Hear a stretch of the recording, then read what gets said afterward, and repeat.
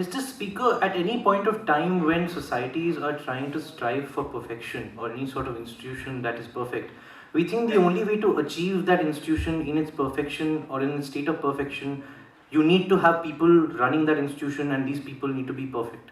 We think that cannot happen.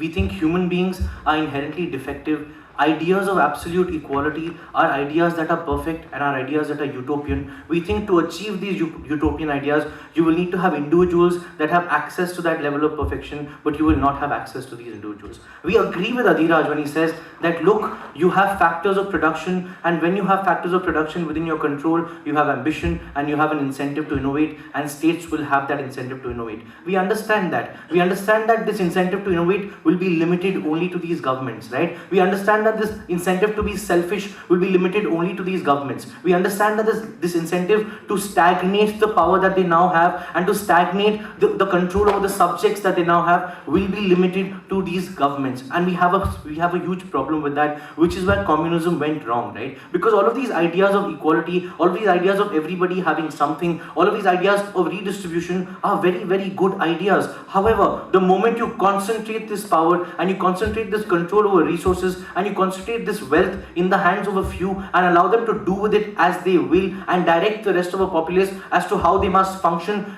things go wrong because these people get selfish and these people try to allow themselves to stay in that power, right? We think this is why suffrage is extremely, extremely important, because suffrage exists only to allow people to function as a mirror to the state, to tell the state what it wants from its government. We think in this society, in the kind of society that you will get when a state structure roots itself and does not allow itself to be removed or checked by people, all you will have is a stagnated state of technology, a stagnated state of control, because these governments will have a huge incentive to prevent these people from trying to remove them, to prevent these people from revolting, to preventing dissent. And that's the problem with what they're saying, right? They are saying that people will still be able to revolt against these communist governments. We think in status quo, and here's the problem. We are not trying to defend capitalism and say capitalism is really, really good, right? We aren't saying that capitalism does not have its defects. Sure, it does. However, what we are saying is that the kind of development that we've had in the last couple of centuries is a really good kind of development, and which has happened only because of the absence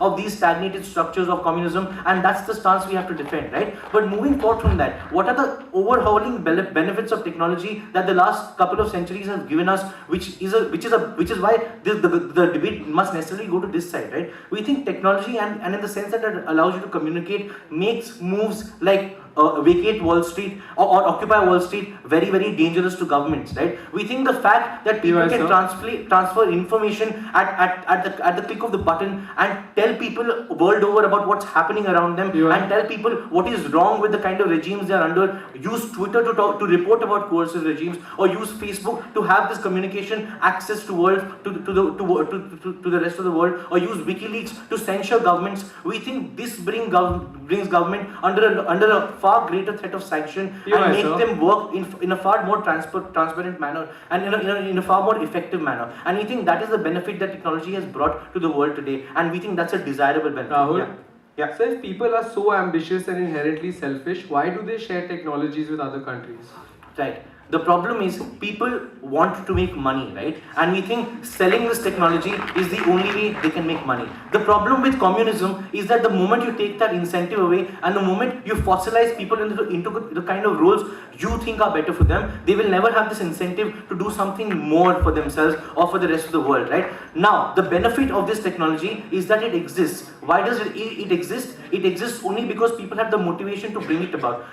They say that this existence of this technology in the hand of private players under institutions like patenting is a problem. Well, fine, that might be a problem, but that's a curable problem. And that problem can be cured by capitalist governments or any other form of government that exists today by using welfare to give access of this technology to people, by subsidizing it or by making it cheaper, and all of that can happen when you have wealth, right? We think the most important stake here is to bring this technology into the picture, and that happens only when these people have that incentive to work, and only when these people have that incentive to be different, right? We think that incentive cannot occur at any point of time when the state is going to tell you specifically that this is all you are good for, and this is all you can do, and this is a particular role that you're going to satisfy in society. We also therefore think that in this particular sort of fossilization of roles, you inherently will have a lack of equality, and there will not be a notion of equality, because, well, you have eyes, you can look around you and see that different people are doing different things, things that you may have wanted to do, things that you feel you will be better at, but somebody else is being made to do it. And we think right there, in the fact that there are different roles in society, and people might not be happy with the kind of roles they are being made to play by the government, any notion of equality within communism, being exclusive to communism, goes out of the window, and we don't think they will be able to tackle the kind of conflict which will emanate even in their case, right? Then lastly, we talk to you about why the fact that these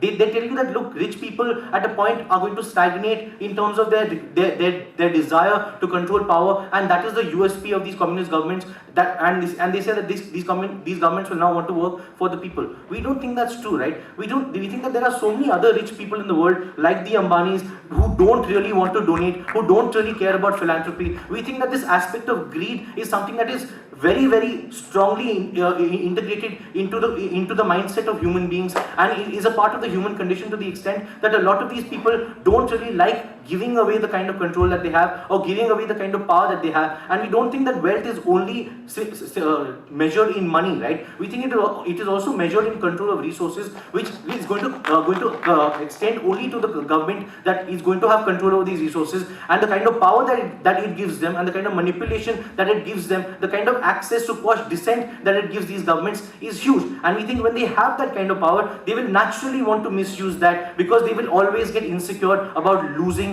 the sort of control that they have. Which is why Jagat talked to you about these communist governments becoming governments that will try to quash dissent, and that's not something that we're okay with. We think that when you have individualism pushing growth and progress and measuring the metrics of progress in society, you have things happening that governments can't control, which bring governments into check, right? You have measures and means of dissent that occur in society, which governments can't entirely throw out of the window. Which is why in status quo, even though even capitalist governments do have ways of trying to quash dissent, we think the avenues to prevent these ways from being successful and from finding alternative ways to dissent against these means of trying to quash dissent are multifold. And that is the benefit of not having a communist structure, because you don't have people being fossilized to limited means, to only needs and not to convenience. We think conveniences are good and they allow people to grow.